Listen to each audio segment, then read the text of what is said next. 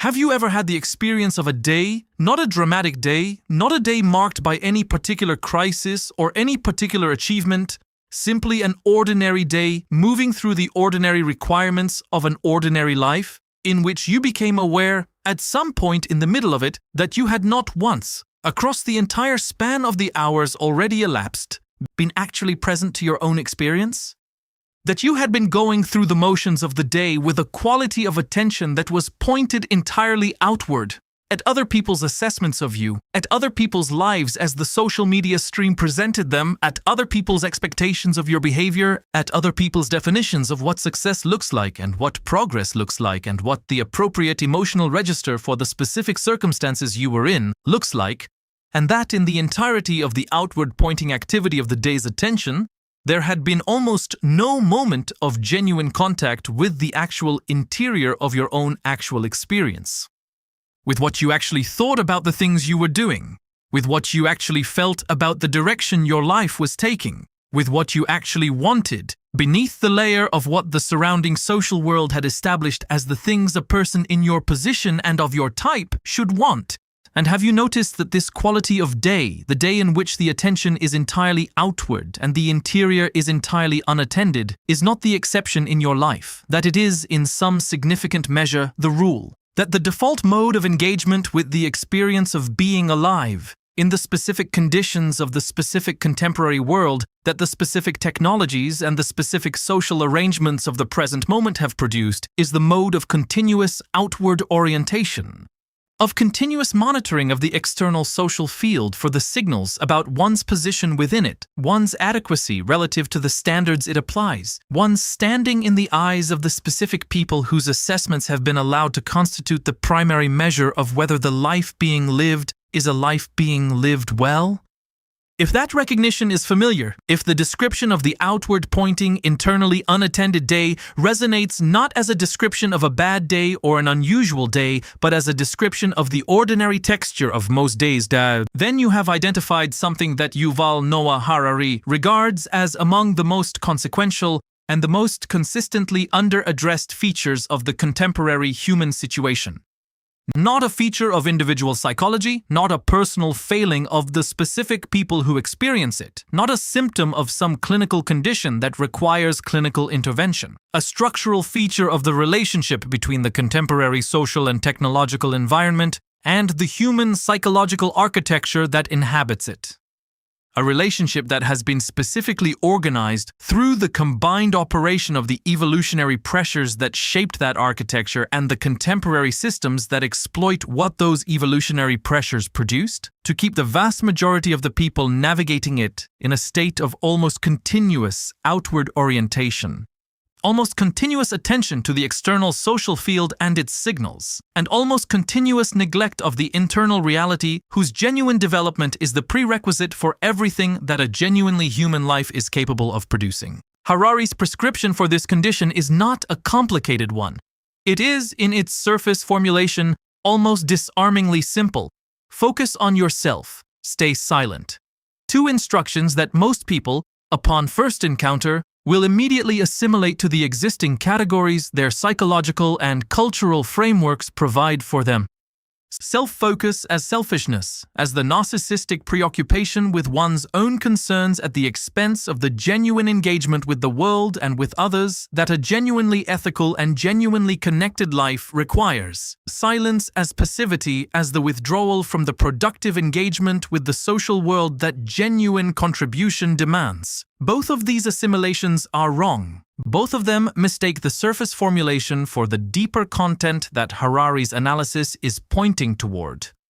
And both of them reflect the specific way in which the contemporary environment, which has the most significant possible interest in preventing the genuine development of genuine self-focus and genuine silence in the people who inhabit it, has preloaded the conceptual categories through which those instructions are received with exactly the interpretations that ensure they will be dismissed as insufficient, inappropriate, or simply beside the point of the genuinely urgent demands of a genuinely engaged contemporary life. The deeper content of the instruction to focus on yourself is not the instruction to be selfish. It is the instruction to develop a genuine relationship with the actual reality of your own experience. With what you actually think, stripped of the continuous overlay of what you have been told to think and what you have observed that the people you are in relationship with think and what the social environment you inhabit rewards the thinking of. With what you actually feel, stripped of the continuous pressure to perform the emotional states that the social and technological environment has established as the appropriate states for the circumstances you are in and the identity you have been constructed to present. With what you actually value, beneath the layers of what you have been told to value and what the advertising industry has trained you to desire and what the professional culture you inhabit has established as the things worth pursuing and what the social media environment has normalized as the achievements worth displaying. With who you actually are, in the deep, specific, irreducibly particular sense of the genuine configuration of your actual consciousness, rather than the performed configuration of the curated self that the contemporary environment has provided every incentive and every tool to develop and maintain at the expense of the genuine one. This is not selfishness. It is the opposite of selfishness in the most fundamental sense.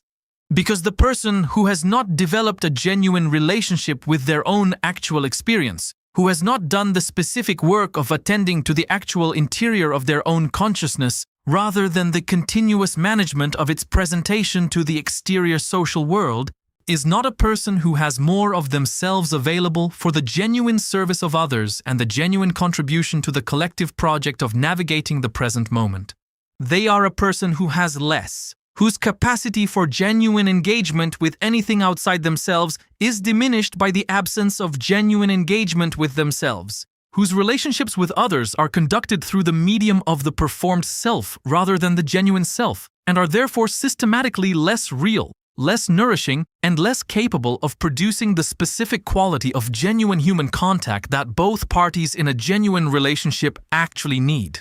Whose contribution to the collective challenges of the present moment is organized around the management of their social position within the collective rather than the genuine application of their genuine capacities to the genuine requirements of the genuine challenges, and is therefore systematically less adequate to those requirements than the genuine contribution of someone who has developed sufficient genuine self-knowledge to understand what their genuine capacities actually are, and what the genuine requirements actually are, and how the one actually serves the other. The person who focuses on themselves in the deep sense that Harari's analysis points toward is not withdrawing from the world. They are developing the capacity to actually be in the world, genuinely, rather than performing being in the world while actually being in the much smaller and much less consequential world of the social management of their position within the social field. They are developing the capacity to actually contribute to the world genuinely rather than performing contribution while actually being organized by the much more pressing immediate requirement of ensuring that the performance of contribution is adequately recognized by the specific people whose recognition they have allowed to constitute the primary measure of whether the contribution was worth making. Harari's evolutionary analysis illuminates why the default mode of outward orientation rather than genuine self-focus is so powerful, so persistent, and so difficult to shift through simple acts of will. For the hundreds of thousands of years during which the basic architecture of human psychology was assembled through the process of natural selection operating on the full range of individual variation that the species produced, the organism that spent significant time attending to its own interior experience at the expense of continuous monitoring of the external social field was an organism at a systematic disadvantage relative to the organisms that maintained continuous outward orientation, not because the interior experience was unimportant, but because the specific survival requirements of the ancestral environment made the continuous monitoring of the external social field a more immediately pressing requirement than the development of a rich and carefully attended inner life. The external social field in the ancestral environment was not a metaphor. It was the literal landscape of survival. The other members of the group were the source of every resource that individual survival required, and that individual effort could not provide alone. The food, the protection, the support in illness and injury, and the various forms of difficulty that individual existence in the ancestral environment regularly produced. All of these survival resources were mediated through the social relationships of the group. And the social relationships of the group were mediated in turn through the continuous social performance of adequacy, loyalty, and the various forms of behavioral compliance with the group's norms that membership in good standing required. The organism that monitored this performance continuously, that attended to the signals the social environment was sending about the adequacy of its current performance, that adjusted its behavior rapidly and accurately in response to those signals, was the organism that maintained its position in the social group and therefore its access to the survival resources that the group's membership provided. The organism that attended primarily to its own interior experience, that developed a rich and elaborate inner life at the expense of continuous monitoring of the external social signals that the group's management of its members generated, was an organism whose social performance was systematically less well calibrated to the group's requirements, whose behavioral compliance with the group's norms was systematically less precisely managed, whose social standing was systematically less well maintained, and whose access to the group's survival resources was therefore systematically more precarious. Natural selection produced, through the standard mechanism of differential reproductive success across this enormous span of time, the specific psychological architecture that the vast majority of contemporary human beings inhabit. An architecture that is calibrated at the deepest levels of its motivational structure for continuous outward orientation, for the continuous monitoring of the external social field and the continuous adjustment of behavior in response to the signals that monitoring produces,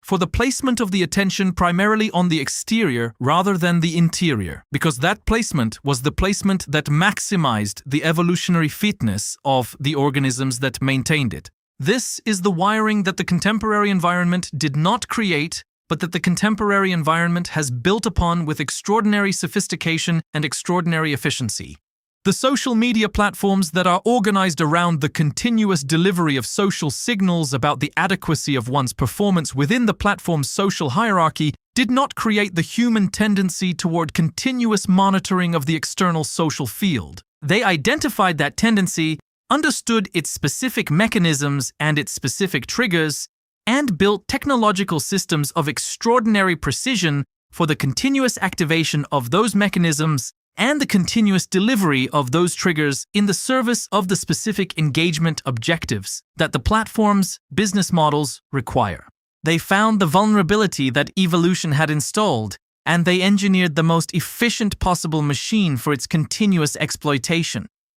The result is an organism in a state of almost continuous activation of the evolved outward orientation mechanism, in an environment that provides almost no natural incentive for the development of the genuine inward orientation that Harari's instruction to focus on yourself is pointing toward. The environment does not simply fail to encourage inward orientation. It actively and continuously discourages it through the constant availability of the outward orientation's rewards, the social signals and the engagement metrics and the comparison opportunities and the status confirmations that the evolved architecture for social monitoring finds genuinely rewarding, and through the specific quality of discomfort, the blankness and the restlessness and the ambient anxiety that feels like the absence of something necessary, that the withdrawal of those rewards in the intervals of genuine inward attention consistently produces. This discomfort is not evidence that the inward attention is wrong or wasteful or self-indulgent.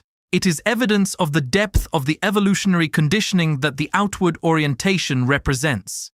It is the feeling of the evolved architecture seeking the continuous stimulation of the social monitoring function for which it was calibrated, in the absence of the continuous provision of that stimulation that the contemporary environment has made the default. It is the specific quality of what might be called social withdrawal in a neurological sense, the discomfort of a system built for continuous operation in a particular mode being asked to operate, temporarily, in a different one. And it is, Harari suggests, the discomfort that must be tolerated if genuine self-focus is to develop. Not tolerated in the sense of suffering through it until it goes away. Tolerated in the more active and more developmental sense of remaining with it long enough and honestly enough that the actual content of the inner experience that the outward orientation has been displacing begins to become available. That the thoughts that have been managed rather than attended to begin to surface in their actual form. That the feelings that have been performed rather than felt begin to be felt in their actual quality. That the values that have been presented rather than examined begin to be examined in their actual character. That the self that has been curated rather than discovered begins to be encountered in whatever form genuine encounter with it reveals. The instruction to stay silent in Harari's framework is the companion to the instruction to focus on yourself, and it is not independent of it. It is the specific behavioral practice that creates and protects the conditions within which genuine self-focus becomes possible. Because the silence is not primarily about not speaking. It is about not performing. Not performing the continuous social exhibition of self that the contemporary environment has normalized as the default mode of human existence. Not performing the continuous demonstration through the speech and the social media posts and the professional presentations and the constant availability for the social maintenance of one's position in the various social fields one inhabits, that one is the specific kind of person that one's social identity requires one to be, that one's thinking is progressing in the appropriate directions, that one's emotional states are appropriate to the circumstances and appropriately aligned with the social norms of the relevant communities, and that one's life is producing the specific kinds of outcomes that the surrounding culture has designated as the appropriate outcomes for a person of one's particular type to be producing. This continuous performance is not free. It has a specific cost that most people experience as a vague, persistent sense of depletion without being able to identify its source. The cost of continuous self-monitoring. The cost of the ongoing cognitive and emotional labor of ensuring that the presented self remains adequately aligned with the social requirements of the various contexts in which it is being presented. The cost of the specific quality of vigilance that the management of social position through continuous self-presentation requires, the vigilance of someone who is always, at some level, aware of being observed, and who is always, at some level, adjusting the presentation in response to that awareness.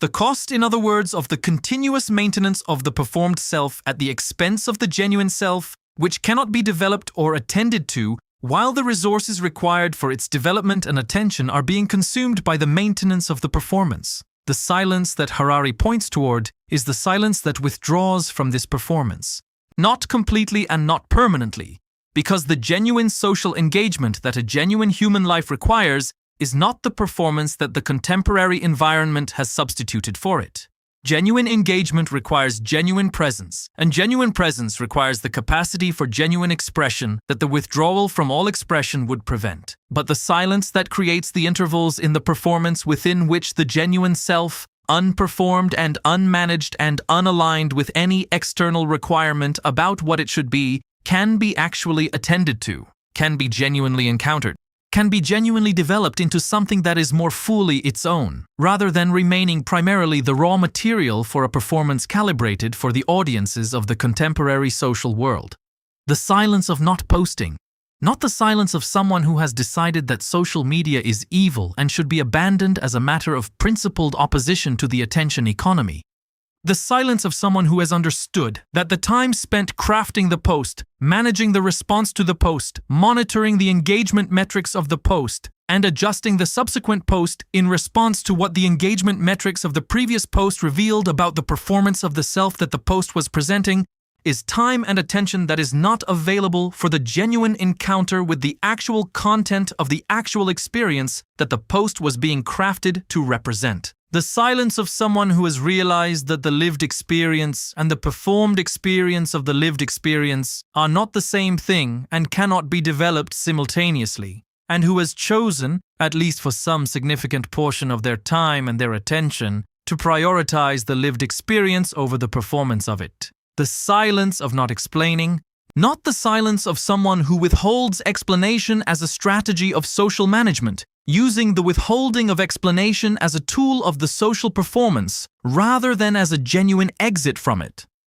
The silence of someone who has understood that the continuous explanation of one's choices, one's positions, one's values, and one's directions to the people in one's social environment is not the same as the continuous examination of those choices, positions, values, and directions in one's own interior. And that the energy devoted to the continuous explanation, to the management of how the social environment understands the self and the self's choices, is energy that is not available for the genuine examination that genuine self-focus requires. The silence of someone who has understood that the most important conversations about the direction of one's life are not the conversations one has with the social environment about that direction, but the conversations one has with one's own actual experience of moving in that direction, and that those conversations require silence from the external audience in order to be genuinely audible. The silence of not reacting, the specific, demanding, genuinely countercultural silence of someone who has understood that the continuous reactive engagement with the social world's continuous production of content requiring a reaction is not the same as genuine engagement with the social world. That the outrage reaction and the agreement reaction and the sharing reaction and the countering reaction and all the other forms of reactive engagement that the contemporary information environment produces in extraordinary quantities and rewards with the social signals of recognition and belonging that the evolved architecture finds genuinely rewarding, are not the same as genuine thinking about the things the reactions are supposedly responding to. And that the silence of the non-reaction in a social environment that is specifically and continuously designed to produce and reward the reaction is not indifference to the world, but a specific form of genuine attention to it that the reactive engagement consistently prevents. Harari's own practice of sustained meditation is the personal embodiment of what he is pointing toward in these instructions. Not meditation as the relaxation technique that the popular wellness culture has normalized as the contemporary form of the practice. The specific, demanding, philosophically serious practice of sustained attention to one's own internal processes in conditions of genuine silence from the continuous social performance that ordinary life requires. The practice of sitting with the actual content of the actual consciousness, without the continuous external provision of content to react to, that the contemporary environment makes available as a substitute for genuine encounter with the consciousness itself. The practice of encountering the mind's own activity directly, without the mediation of the social performance that the mind's activity is usually being organized to produce. What this practice reveals, to the person who develops it with sufficient seriousness and sufficient honesty, is not always comfortable. The actual content of the consciousness, encountered directly rather than through the mediation of the social performance it has been organized to produce, is frequently quite different from the content that the performance presents. The actual thoughts that the genuine encounter with one's own thinking reveals are frequently more uncertain, more contradictory, more genuinely unresolved, and more genuinely confused about more things than the performed version of one's thinking presents. The actual feelings that the genuine encounter with one's own emotional experience reveals are frequently more complex, more mixed, more morally ambiguous, and more genuinely difficult to resolve into the appropriately adjusted emotional presentations that the various social contexts one inhabits require than those presentations suggest. The actual values that the genuine encounter with one's own valuing reveals are frequently less certain, less consistently applied, and less aligned with the stated values that the social identity one has been developing and presenting requires one to represent than the social identity's requirements would prefer. This is the specific discomfort of genuine self-focus, not the discomfort of the unpleasant discovery of some hidden badness in the self, the discomfort of the honest encounter with the genuine complexity of the self that the continuous performance of the simplified, socially adequate, appropriately presented version of it has been preventing from being genuinely seen. The discomfort of the person who discovers, in the genuine silence of genuine self-attention, that they are considerably more complicated, considerably more uncertain, considerably more genuinely unresolved about the things that matter most to them than the social performance of their self has been representing. And who discovers in the same genuine silence that this complexity and this uncertainty and this genuine unresolvedness is not a deficiency to be corrected by better performance. It is the actual material of an actual human consciousness actually engaging with the actual complexity of actual experience. It is, in other words, the self, the real one. The one that genuine self-focus reveals, and that the continuous performance has been substituting a more manageable and more socially adequate representation for. The second dimension of what genuine self-focus reveals, and the one that Harari's analysis emphasizes as most important in the specific conditions of the present moment, is the revelation of what one actually wants. Not what one has been told to want, not what the advertising industry has trained one to desire, not what the professional culture has established as the appropriate ambitions for a person of one's type, not what the social media environment has normalized as the achievements worth displaying. What one actually wants in the specific, first-person, irreducibly personal sense of the genuine desires that arise from the genuine encounter with one's own actual experience, and that are not primarily the product of the social environment's management of desire, but of the genuine interior of a consciousness that has been sufficiently attended to and sufficiently silent from the social performance to have developed the capacity to recognize and articulate what it genuinely wants rather than what it has been shaped to want. This recognition is rarer than it sounds in the specific conditions of the contemporary environment, because the mechanisms through which desire is managed in the contemporary environment are extraordinarily sophisticated and extraordinarily comprehensive. The advertising industry, the social media platforms, the professional culture, the social norms of every community one inhabits, the comparison opportunities that digital connectivity provides, the aspirational imagery that saturates the contemporary visual landscape, and the continuous social performance of desire that the people in one's social environment engage in through the medium of their own continuous social performances. All of these mechanisms are continuously shaping the specific content of what one desires and how one experiences the desire and what one believes about the relationship between the fulfillment of the desire and the attainment of the genuine satisfaction that the desire is supposed to point toward. The person who has not developed sufficient genuine self-focus to distinguish between the desires that arise from their own genuine encounter with their own actual experience and the desires that have been installed through the continuous operation of these external mechanisms is a person who is pursuing a life whose direction has been significantly determined by those mechanisms rather than by the genuine interior of the consciousness that is living the life. A person who is working toward outcomes that the external mechanisms have established as worth working toward, and who may discover upon arriving at those outcomes the specific quality of dissatisfaction that comes from achieving what one was shaped to want rather than what one actually wants.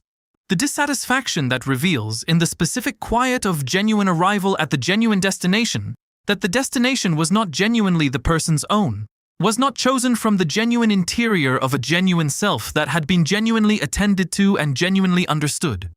was chosen, or more accurately drifted toward, through the accumulated momentum of external mechanisms operating on the specific vulnerabilities of a psychological architecture that was not being attended to carefully enough to distinguish between its genuine movements and the movements that external management was producing in it. The instruction to focus on yourself is, at this level of its depth, the instruction to attend to your own actual desires carefully enough and honestly enough that the distinction between the genuine desires and the externally managed ones becomes perceptible. Not perfectly perceptible. The distinction is never perfectly clear because the self is always partly a product of its environment, and the genuine desires are always partly shaped by the social and cultural context within which they develop. But perceptible with sufficient clarity in the person who has developed sufficient genuine self-focus that the direction of the life can be informed to some meaningful degree by the genuine interior, rather than being almost entirely determined by the external mechanisms that the contemporary environment has developed for the management of individual desire in the service of collective economic and social objectives. The third dimension of what genuine self-focus reveals is perhaps the most philosophically significant and the most practically consequential. The revelation of what one is actually capable of, not what one has been told one is capable of. not what the social assessments of one's capacities that the various institutional systems one has moved through have established as the realistic assessment of one's abilities, not what the comparison with the abilities of others that the contemporary environment provides in such comprehensive and continuous detail suggests about where one's capacities rank in the distribution of human ability. What one is actually capable of, in the specific sense of the genuine potential of a consciousness that has been genuinely attended to and genuinely developed rather than being primarily managed in the service of its performance within the social systems that evaluate it. Harari's historical analysis reveals that the genuine capacities of human beings have, across the full span of recorded civilization, been consistently and significantly underestimated by the social systems that assess them, for reasons that are directly connected to the interests of those systems, rather than to the accurate evaluation of the capacities themselves. The social systems that assess individual human capacity have never been designed primarily to accurately evaluate that capacity in its fullest possible development. They have been designed primarily to determine the degree to which the individual's capacities can be usefully deployed within the specific requirements of the specific social function that the system needs the individual to perform. The assessment of capacity that results from this design is therefore an assessment not of what the individual can become through the genuine development of their genuine potential, but of what the individual can currently contribute to the system's requirements, which is a considerably more limited and considerably less accurate measure of the genuine potential. The person who focuses on themselves in the deep sense that Harari's analysis points toward is a person who is developing the specific quality of relationship with their own capacities that the social system's assessment, however well-intentioned, consistently fails to develop. The relationship that comes from genuine encounter with those capacities in conditions that are not primarily organized around their deployment within the social system's requirements, but around their genuine development in the direction that the genuine interior of the consciousness indicates they are capable of going. The relationship that comes from the specific, long, patient, often unrewarded engagement with the development of capacities that are not yet at the level where the social system would recognize and reward them, but that the genuine encounter with one's own actual potential indicates are worth developing toward the level where the recognition would be appropriate. This patient, unrewarded development of genuine potential is precisely the thing that the contemporary environment is least able to support and most actively discourages. Because the contemporary environment is organized at every level of its design around the immediate feedback of the social media metric, the immediate gratification of the delivered desire, the immediate recognition of the already achieved performance, the immediate reward of the already demonstrated competence. The patience required for the genuine development of genuine potential in the direction that genuine self-focus reveals, rather than in the direction that the immediate recognition and immediate reward of the social environment incentivize, is precisely the thing that the contemporary environment's organization around the immediate most consistently undermines. The silence that protects this patience is therefore among the most important functions that the instruction to stay silent serves. Not the silence of someone who has abandoned the desire for recognition,